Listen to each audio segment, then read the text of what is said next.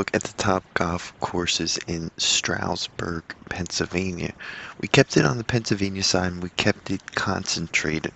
So yes, there's better golf courses if you spread out a little bit further, but until then, let's take a look at the top 4 courses, 2 of which I was able to play myself and record on this channel that has a great golf review. The course had a few name changes, but let's take a look at Water Gap. They opened the doors to us and even showed some of their golf history that they're still maintaining.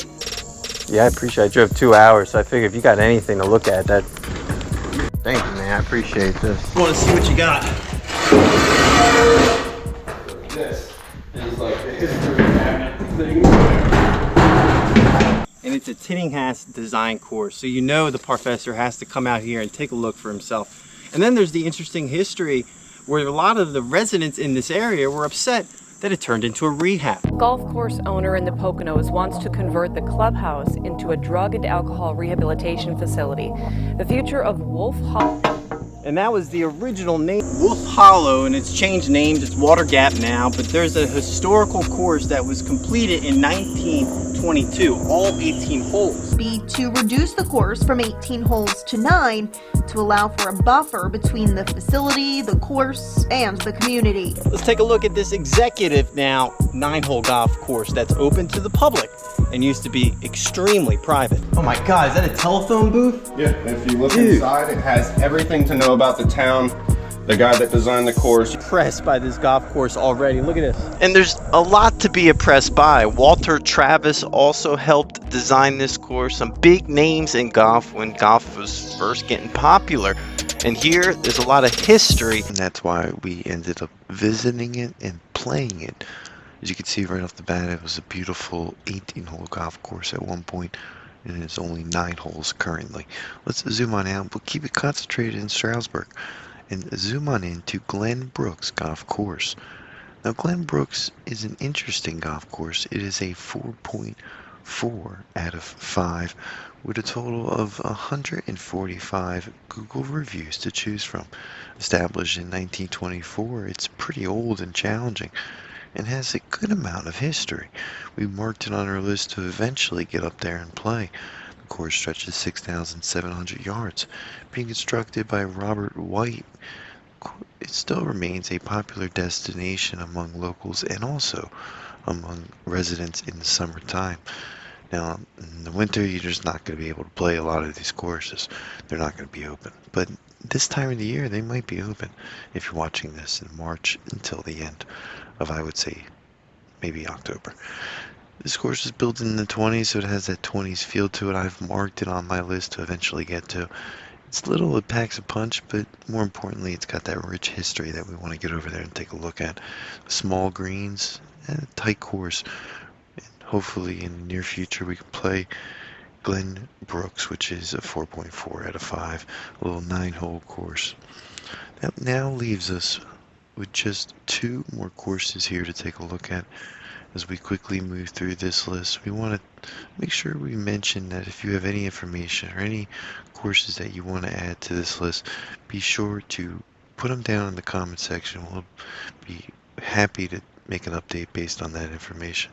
Let's take a look now at our next facility, a 4.4 out of 5 with 260 Google reviews to choose from. This course is an 18-hole Jack Nicklaus designed facility that I might have played back in high school. I can't confirm or deny. I know I played a Jack Nicklaus course back up there, and it has to be this one. Now, overall, it's on my list eventually to play too, but it's deep up there in the mountains. It has a lot of amenities outside of golf, so if you're looking for, stay and play type facility, this one might be the course for you. Stretching 7,200 yards from those back tees with a slope of 143 and a rating of 73.4. Being constructed in 1997, it's not that old, and had some updates in 2024. It is built and designed by Jack Nicklaus. And I'm hoping to eventually play that course as well.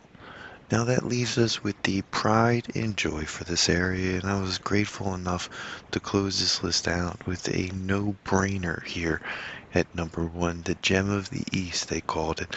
A course that I'm looking forward to getting back and visiting, maybe even staying at the hotel and completing all 27 holes of golf here at this beautiful complex, Shawnee Inn.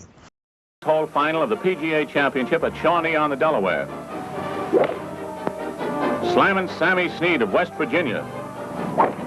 And I tell you what, it's one of the first golf designs by A.W. Tillinghast. It's one of the more historical golf courses that I've ever played. And we're going to walk through each one of the holes here with the red and the blue course. We also have the white course that was built in 1964, so that was quickly added. That used to be an old farmlands. We're going to even check in, talk to the head pro, and see what else is going on here at this course. Now, the course, when it originally opened, it was called the Buckswood Inn. In 1919, the U.S. Amateur Women's event was hosted here at this facility. Also had a PGA Championship major event take place here in 1938. So a lot of history in the 30s.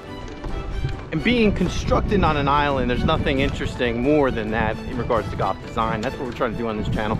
Learn about some of these historical courses that were almost engineering marvels, like this one here, located right in the middle of a river. Let's decide to put a golf course, and that's something that A.W. Tillinghast really focused on, at least until his 1935 when he got his first job building courses. Here at this facility, their clubhouse, the hotel that has about 93 hotel rooms. You can come out here, play golf with all your friends, rent the whole place out, and have one of the best golf experiences of your life here at Shawnee Inn. Now, the amazing Arnold Palmer met his wife here, Wendy, and they only knew each other for 5 days when they met each other. She was working here at the clubhouse. The course has a lot of Easter eggs throughout it, a lot of characteristics. It's a fun course. It makes you smile when you come out here and play a 27 hole on an island. And another interesting fact about the golf course, they used sheep and dogs to keep the grass mowed. It wasn't until the invention from Shawnee Motor Company, not too far, I might get the name wrong, we're gonna drop it right there, but pretty much he established foundation for, and in 1975 we saw a merge with the ski resort, turning it into Shawnee Village. We did see a ownership change in 1977 where Charles Kirkwood purchased the facility, and there's a par 3 course that was built in 2004. And an interesting piece of golf history took place here. The highest score on a PGA event by Tommy Armour, which was 23 over a par 5 on number 17 of the red course. Unfortunately, we didn't get to play that one. I'm on a par 5 right here. Lucky to get close to it in 2. And these older courses still play pretty long because Tillinghast didn't mess around. It was his first design course, and he took a lot of chances because I guess maybe he didn't have much to lose. This thing over here, do you see this structure over here in front of this tree? I'll tell you what, you could get robbed out here, but you're not going to get robbed for a great experience. One of the top destinations for New Jersey golf, Philadelphia golf, New York City golf. It's this place right here with its rich history, being built in 1911. You can't go wrong with that, and you can't recreate something like that. But you can recreate a comment section down below, and we can update a video based on those comments. But until then, let's take a look now as we consistently try to find the best golf content money can buy here with the Professor, an independent golf channel that is focused on fun, and more importantly, affordable golf in your area. Hopefully you can get out there and play some of these courses like this beautiful island type feel to it. I've played maybe 2 island courses, and I remember each one of them, and I'm hoping to get back and play in this one in the near future. That's going to do it for our list. Keep a lookout for more videos to come. This is the Professor.